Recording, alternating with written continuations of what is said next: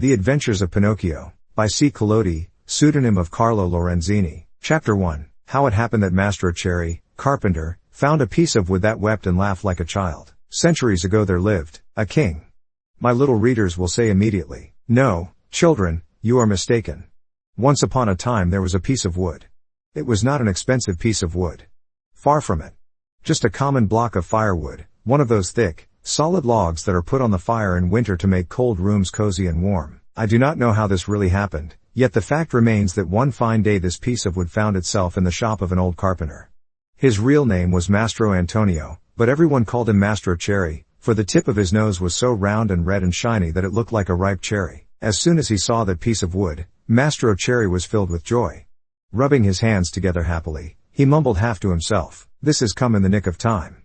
I shall use it to make the leg of a table." He grasped the hatchet quickly to peel off the bark and shape the wood. But as he was about to give it the first blow, he stood still with arm uplifted, for he had heard a wee, little voice say in a beseeching tone, "Please be careful. Do not hit me so hard." What a look of surprise shone on Mastro Cherry's face. His funny face became still funnier. He turned frightened eyes about the room to find out where that wee, little voice had come from, and he saw no one. He looked under the bench, no one. He peeped inside the closet, no one.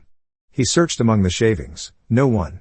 He opened the door to look up and down the street, and still no one. "Oh, I see," he then said, laughing and scratching his wig.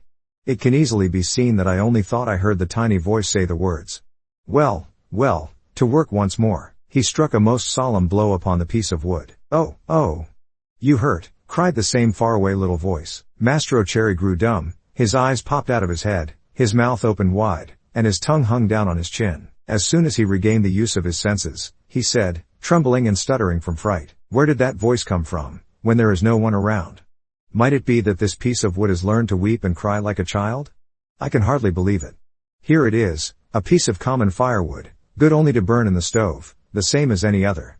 Yet, might someone be hidden in it? If so, the worse for him.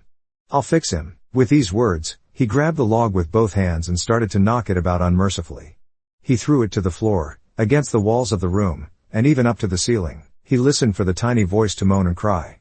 He waited 2 minutes, nothing. 5 minutes, nothing. 10 minutes, nothing. "Oh, I see," he said, trying bravely to laugh and ruffling up his wig with his hand. "It can easily be seen I only imagined I heard the tiny voice. Well, well, to work once more." The poor fellow was scared half to death, so he tried to sing a gay song in order to gain courage. He set aside the hatchet and picked up the plane to make the wood smooth and even, but as he drew it to and fro, he heard the same tiny voice. This time it giggled as it spoke. "Stop it. Oh, stop it. Ha, ha, ha. You tickle my stomach." This time poor Mastro Cherry fell as if shot.